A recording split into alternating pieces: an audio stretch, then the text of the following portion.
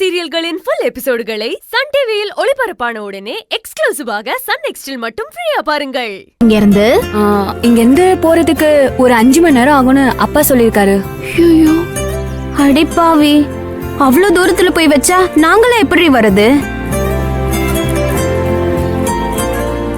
அதானே, நாங்க ஒரு ஆள் லீவ் கேட்டாலே அந்த கருணா கொடுக்க மாட்டான். இதுல மொத்த பேர் லீவ் கேட்டோம், அவ்வளவுதான். என்ன பண்ணுவானே தெரியாது.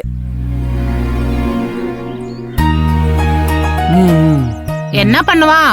ரேவதிக்கு கல்யாணமே வேணாம். இப்ப அவ கல்யாணம் பண்ணி என்ன பண்ண போறானே? அவ வீட்டுக்கு போன் பண்ணி ரேவதிய வேலைக்கு வர சொல்லுவா. அதெல்லாம் ஒண்ணும் நடக்காது. இந்த மாதிரி எந்த ஒரு பிரச்சனையும் வரக்கூடாதுன்னு தான் நான் ஞாயிற்றுக்கிழமை கல்யாணத்தை வைக்க சொல்லிருக்கேன். நீங்க யாரும் லீவ் போட தேவையே இல்ல. சூப்பரு. சனிக்கிழமை வேலை முடிஞ்சு சாயங்காலம் பஸ் பிடிச்சா ராத்திரியே அரியலூர் வந்து சேர்ந்துடலாம். காலையில கல்யாணத்தை பார்த்துட்டு சாப்பிட்டுட்டு கொஞ்ச நேரம் என் கூட இருந்துட்டு சாயங்காலம் கிளம்பிடலாம். ஓ, ஞாயிற்றுக்கிழமை தானா? அப்ப சரி. இதுல இருந்து எல்லாருக்கும் என்ன தெரியுது? என்ன பண்ணிட்டு தெரியுது?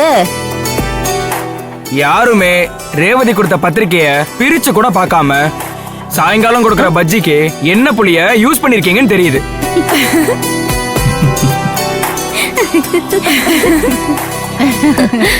ரேவதி பாத்தியா, உன் பத்திரிக்கை அதுக்குதான் லாய்க்குன்னு பன்னீர் சொல்லாம சொல்றான். முத்தண்ணா. சரி சரி சரி சரி, அதை விட்ரி. கல்யாணம் ஞாயிற்றுக்கிழமை வச்சு சந்தோஷம்தான். ஆனா இவங்க எல்லாரையும் ஒண்ணு கூட்டி அரியலூர் வந்து சேர்றதுக்குள்ள நீ கல்யாணத்தை முடிச்சுட்டு மறுபடியும் கம்பெனிக்கே வேலைக்கு வந்துருவ. எல்லாரும் ஒரே இடத்துல தானே இருக்கோம். ஒரு பஸ் கிசன் அரேஞ்ச் பண்ணா ஈஸியா போலாம். ஆமால, ஆளு கொஞ்சம் பணம் போட்டா பஸ் அரேஞ்ச் பண்ணிடலாம். மொத்தம் எம்புட்டு ஆகும்? என்ன, ஒரு 5,000 இருந்து 6,000 ரூபாய் ஆகும். 6,000-ஆ? ஆளுக்கு 500 ரூபாய் போட்டா போதும், ஈஸியா போயிட்டு வந்துடலாம். அட நீ வேற அன்பு, இவ்ளோ தூரம் சொன்னதுக்கு அப்புறம் பாதி பேர் குழந்தைங்களை விட்டுட்டு அவ்வளவு தூரம் வருவாங்களான்றதே சந்தேகம்தான். கிட்டத்திலேயே எங்கேயாவது வச்சிருந்தா மொய்யோட முடிச்சிருப்பாங்க. இவ்வளவு தூரம் இருக்கிறதால பஸ்ஸுக்கும் தனியா செலவு பண்ணோன்னு யோசிப்பாங்களா அன்பு?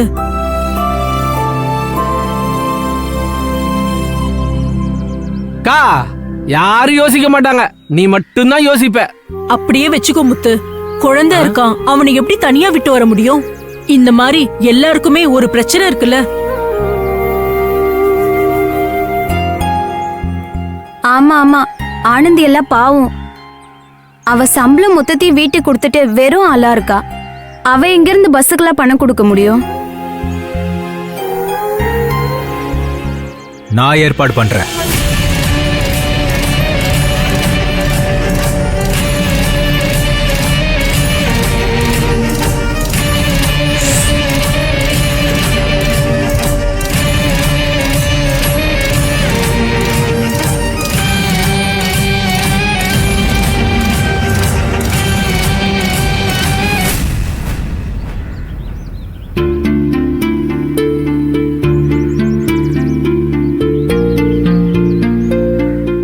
ரேவதி கல்யாணத்துக்கு நம்ம எல்லாரும் அரியலூர் போயிட்டு வர நான் பஸ் ஏற்பாடு பண்றேன்.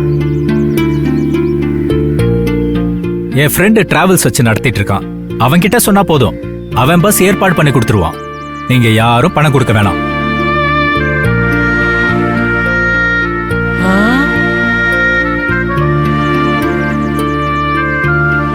என்ன நந்தா, கைவசம் ஏகப்பட்ட பெரிய ஆளுங்களை வச்சிருப்ப போல.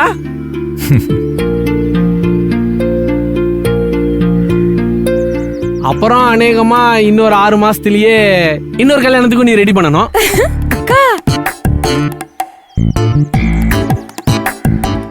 அதுக்கும் நீ பஸ் ஏற்பாடு பண்ண வேண்டியது இருக்கும். ஜெயந்தி அக்கா, முத்தண்ண யார் கல்யாணத்தை சொல்லுதுன்னு புரியுதா?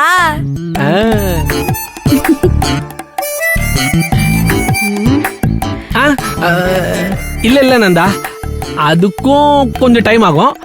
நான் சொல்லும் போது நீ ஏற்பாடு பண்ணு.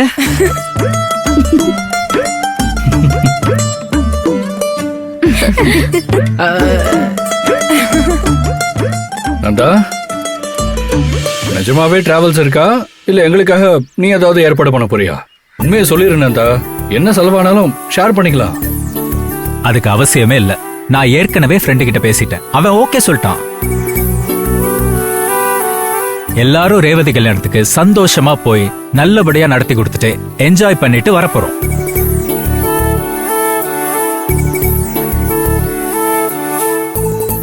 ரொம்ப தேங்க்ஸ் சார். இதுல என்ன இருக்கு ரேவதி? நம்ம டீமுக்காக நான் என்ன வேணாலும் பண்ணுவேன்.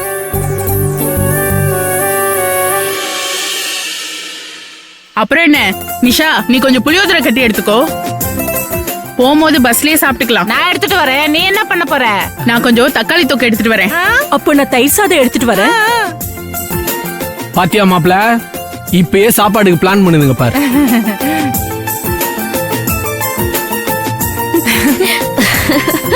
சரி சரி, பெல் அடிக்கிற டைம் ஆயிடுச்சு. எல்லாரும் சாப்பிட்டு கிளம்புங்க. சாப்பிடு.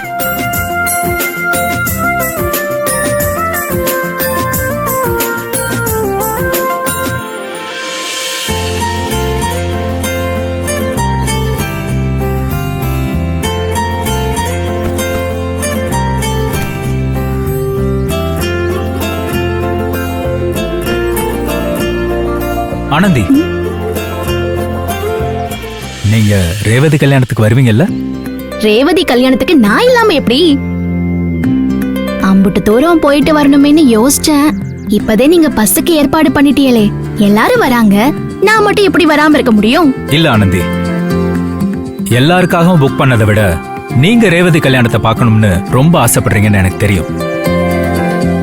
உங்களுக்காக தான் நான் பஸ்ஸே புக் பண்ணேன். எதுக்கு எனக்காகன்னு சொல்றீங்க? அது நீங்க தான் ரேவதி கல்யாணத்துக்கு மாசச்சீட்டை விட்டு கொடுத்தீங்கன்னு கேள்விப்பட்டேன்.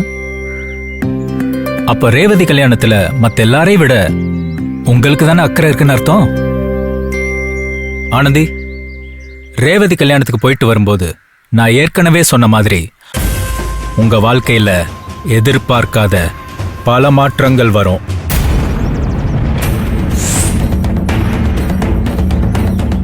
அந்த மாற்றத்தால நீங்க ரொம்ப சந்தோஷப்படுவீங்க. எங்கங்க இன்னைக்கே ஒரு மாற்றம் வரும் நம்பிதேன் வழியெல்லாம் தேடிக்கிட்டே வந்தேன். ஏமாந்ததுதே மிச்சம்.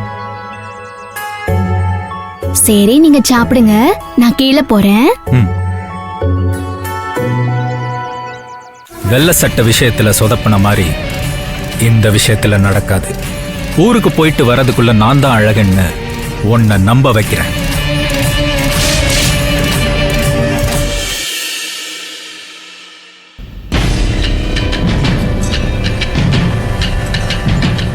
என்ன கருணாகரன் சார், இன்னும் லஞ்சுக்கு போல?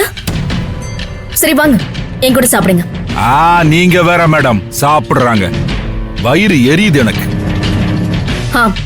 இந்த ப்ரோக்கலி இருக்குல்ல, என்னாலி? இந்த காலிஃபிளவர் மாதிரியே பச்சை கலர்ல இருக்குமே.